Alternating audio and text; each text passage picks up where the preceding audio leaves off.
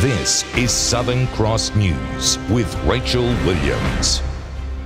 Good evening, everyone. Investigators have been unable to determine exactly what caused a house fire on a busy Kingsmeadows road. Electrical cabling was located near where the fire started, but investigators are unsure if that played a role. This is what firefighters arrived to shortly before 6 o'clock last night. A house on Hobart Road engulfed in flames. Neighbours alerted authorities. Oh my God! The explosion just happened. But little of the house could be saved. Father-in-law called the firers. I ran around, took me about 45 seconds to get over here. By the time I got over here, another couple of guys helped me out. We went around, knocked on the back of the door, the windows to see if anyone was home. Unfortunately, there wasn't. There was a dog there, so we got the dog out, jumped back the fence, and by the time we got back over there, the whole thing was just up. Concerned neighbours looked after the dog. The animal was panicked but uninjured. Very nervous because we always got to look out for our neighbours. The homeowner arrived a short time later while firefighters continued their battle. We've got significant damage in the front of the house, significant smoke damage to the rear of the building. It took crews around half an hour to bring the fire under control. Traffic around the scene was diverted.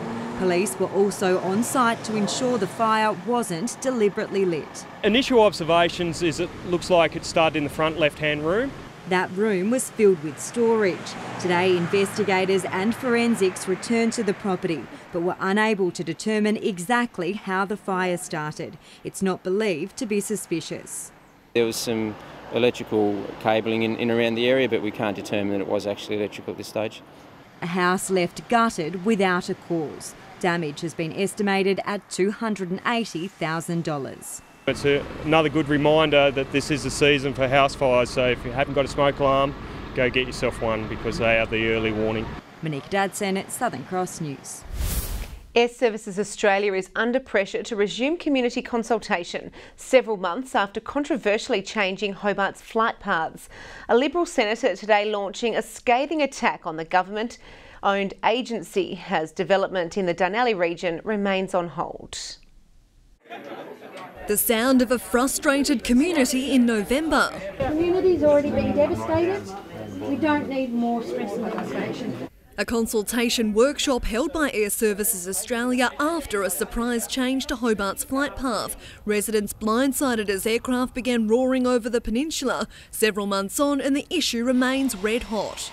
It's not just any old flight path, this is a concentrated flight path. Like every plane that arrives in Hobart on some days flies over here. Tom Gray is putting his next tourism venture on hold as a 12-month review into the flight path continues. I certainly wouldn't have considered building a new business or going through the process and the expense of planning a new business in this area if this was the case. You know, this whole route has been brought in to improve safety, but they've never given us any clear indication that safety has been improved or explained to us how it will be improved. Liberal Senator Jonathan Duniam launching a scathing attack on the government-owned agency demanding consultation resumes. This is a bureaucratically run organisation, run out of Canberra, with very little input from the locals who are being affected. It's been the subject of quite considerable community concern on the peninsula. I'm a bit surprised that Senator Duniam has sort of woken up now and seen it as an issue. Southern Cross News can reveal the Aircraft Noise Ombudsman will deliver its findings into how Air Services Australia handled the process this Friday. Many locals hope the report will force the agency to revert back to the original flight path and start a genuine consultation. We would certainly like them to move it back to the old flight path. It's been there for the last 50 to 60 years. And we can all develop a new plan together. In a statement, the agency says a change made in March closely aligns to the original flight path, helping reduce noise while achieving a safe outcome, promising face-to-face consultation most residents feel can't come soon enough. Jacqueline Robson, Southern Cross News. Tasmania Police is disappointed in the number of people caught not wearing a seatbelt over the Easter period. 55 motorists received infringement notices for not wearing them, almost a 50% increase from last year. Tasmania Police says seatbelts reduce the risk of death by 45% and there's no excuse for not wearing one. Throughout the Easter Police Road Blitz, 43 motorists were caught drink driving and 50 tested positive for drugs. But overall, police say motorists should be proud of the way they conducted themselves. Saturday's motorbike fatality is still being investigated. The state government is pushing ahead with its election promise to extend its payroll tax rebate scheme. The scheme gives tax relief to businesses putting on apprentices and trainees. The Premier says legislation to extend the scheme to 2021 is being drafted and will be tabled when Parliament returns next month. It's a $9.4 million commitment, but we've found in just the last year alone, or in fact since the program was commenced in our last budget, that there has been a significant uptake. Around 100 Tasmanian businesses are registered, around 700 apprentices or trainees have been taken on. Will Hodgman making the announcement while touring Launceston's Silo Hotel redevelopment. The hotel is expected to open on the 1st of June. Cradle Mountain is renowned for being an adventure destination, but it's also now gaining attention for its film festival. The 3-day event, which combines walks with short adventure films, begins on Friday, with local filmmakers also getting time in the limelight. This is the view from inside one of the state's national parks that not many of us are game enough to see for ourselves. How you doing down there? Freaking out. Shot by this adventurous couple. The only problem with being here is we've got to get back down. The amateur film is just one of the many that will air this weekend as part of the Cradle Mountain Film Fest's 1 year in Tasmania adventure film competition. We're all about trying to support local Tasmanian filmmakers and adventurers to showcase some of the amazing things that we can do on our island in 1 year. 17-year-old Maddie Brown hopes her work inspires others to experience more of our state. Tassie is such an adventurous place and there's so many things to do, so many hidden secrets that people don't even know about. So I hope they go to the places that I've been and check them out because they're awesome. The Lorax project, which sees 6 friends hike and then base jump off Frenchman's Cap, is one of 3 professional documentaries to be shown on the festival's opening night. Over the years we've grown from a 70-seating single screening at the Cradle Mountain Hotel, and then we've gone up every year, increasing the number of events that we have and also the number of seatings that we can have. The 3-day festival begins on Friday. It will also include a Mountain Huts film trail walk on Sunday. This year we're expecting to sell out all of our events. The festival, a chance for Cradle Mountain enthusiasts to experience a new kind of adventure. Monika Dadson, Southern Cross News. Tasmanians will be putting their best foot forward on Sunday for Fred's Walk the Way charity event. The annual walk aims to raise awareness of Parkinson's disease and the need for further research. One of this year's participants is Penny Tyson, who is one of 2,500 Tasmanians affected by the disease.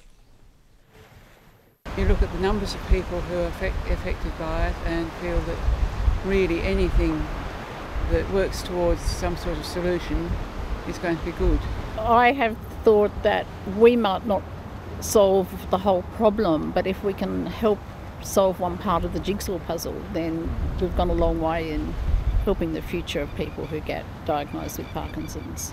The event will set off from Wilkinson's Point at 9:30 on Sunday morning. Now look at the day's business and finance news with thanks to Tasplan, your local super fund. The Australian share market has ended Wednesday with a late move into positive territory, recovering from a midday slump to catch up with a strong overnight lead from Wall Street. The ASX 200 index has risen by 9.5 points. And a short time ago, the Australian dollar was trading at 76.93 US cents and 105.63 New Zealand cents. He first cut his teeth in go-karts a decade ago. Now Tyler Greenbury will race the Super 2 series at Symmons Plains this weekend. And a Tasmanian Motorsport Academy is getting right behind the rising star. This may just be a warm-up for the big stage this weekend, but for Tyler Greenbury, there's something special about returning to Archerville Raceway. It's where he won the 2008 National Sprint Kart Championship, kicking off his racing career. Definitely kicked it off, and yeah, we sort of went overseas and did a fair bit of racing and stuff in go-karting, and then yeah, got a bit of a drive over here in the supercars, and it's just sort of led into this. Now he's back to compete in the Super 2 series, potentially the last step before landing a contract in the supercars. In the Super 2s, he will swap the go-kart for a Commodore and have the help of a new sponsor, the locally based AWC Motorsport Academy. I really like to try and get good people involved and have everyone at the track and enjoying themselves, and also like the fitness side of it's very hard as well. You know, we train very often, and you know, you've got to be fit. These things get up to 60 degrees inside the cabin, and you're in there for a fair while. While Greenbury's out on the track, 15-year-old Lockie Dalton will be watching from the stands. He's rising through go-karting's ranks, taking tips from Greenbury and the AWC Academy. You got to stay calm, especially when you're under real hard scenarios and stuff, and just keep pushing and never give up. Meanwhile, the supercars are officially here. 17 trucks forming a convoy through Launceston. The annual feature marking the start of Tasmania's biggest sporting event. On the eve of his first time coaching the Launceston Tornadoes, Derek Washington has big belief in what his side can do this season. The Tawns will be missing guns Lauren Mansfield and Michaela Roof, but Washington says other players are ready to step up. Derek Washington's passion for the game has won him over with fans and players alike.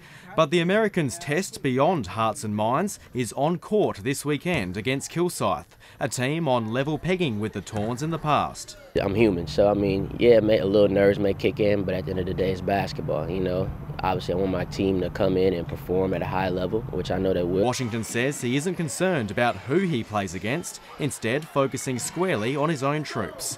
Mansfield and Roof are still required at other clubs, giving the likes of Ellie Collins and the recently returned Ali Wilson a chance to step up. They've been putting in some hard work. They've been responding to me and saying that they haven't put this much hard work in a while, so they're feeling pretty confident going onto the court. The Northwest Thunder has locked in its list ahead of its clash with Kilsyth in Ulverston on Saturday night. New captain Jeremiah Ingram has now spent a week in the captain's role, and overnight the club promoted Paul Campbell from Latrobe to Seabull ranks. I get along well with everyone, and I think the coaches in the place kind of know what I bring. I'm just a high energy guy. I like to play hard. Really beefs up our bigs with Darcy Malone coming down from Sydney Kings in the NBL. And the Hobart Chargers' bid for an NBL licence has received a boost. Drink bottle company Hydroplay has announced it will sponsor the club's community engagement program, largely because of the club's efforts to join the top-tier league. He's really interested in NBL in Tasmania. He's a Tasmanian who's made good and wants to give something back to the community. Tip-off for the women's Chargers is at 6 o'clock Friday night at the Deck, followed by the men at 8 o'clock. Good evening. Hobart warmed up to 25 degrees today, Launceston 22, Burnie 23 and Devonport 19 degrees. Campania and Ooze our top with 26. Temperatures in the central and eastern areas between 5 and 10 above average. Fingal 25, Grove and Lyowini 23, Friendly Beaches 22 today, St Helens 21, Lowhead, Flinders Island and Smithton 19, Strawn 18 today, and King Island a cooler 17 degrees. There is low-level cloud over the far west of the state and through Bass Strait, but most of the day and for most of Tasmania, it was mostly fine and clear. And there is a weak front just to the west of the state over the Southern Ocean. Tropical cyclone Iris is moving east of Townsville with cloud over the Coral Sea and eastern parts of Queensland from that system. Tomorrow a front should cross us in the afternoon, splitting two highs. Troughs will remain over inland New South Wales and Western Australia, and Iris will start to weaken. Winds west-northwesterly at 15 to 25 knots, reaching 30 knots over the south, tending west-southwesterly later in the day, swells to 3 metres in western and southern waters. Strong wind warning from Tasman Island to Low Rocky Point. is now in force. Now for tomorrow, a few showers for Hobart, 21 the high, 20 the top for Cygnet and 21 for New Norfolk with a late shower. Partly cloudy in the north, Launceston 22, Devonport 20 and Campbelltown 21 degrees. Temperatures still holding up. A shower or two for Burnie, 20 the top, 17 for Strawn with showers increasing and 19 for Smithton. While for St Helens, partly cloudy but fine and 22, 21 for Swansea, 23 the top for Fingal, slightly inland. Now the 3-day forecast. Friday, fine over the central north with a shower over the northeast and southwest. Showers over the west and far south on Saturday, a morning shower clearing from St Helens. And on Sunday, showers over the west and south, increasing to rain and extending statewide from late morning. Might need a super sopper to stop the supercars from slipping and sliding at Simmons, I think. Sunny, however, in Perth and Adelaide. Fine for Melbourne. Sunny and warm in Canberra and Sydney, but a shower forecast for Brisbane. Clear at the moment, Hobart 15 degrees, Launceston 15 at the moment as well, and Devonport clear and 17 degrees. Rachel, this wonderful weather we've had of late will set to hiccup a bit towards the weekend. Sounds that way. Thank you for that, Murph. Well, that's all your news for now. Stay with Southern Cross for the Commonwealth Games opening ceremony coverage. Joe Palmer will be back tomorrow night. Bye for now.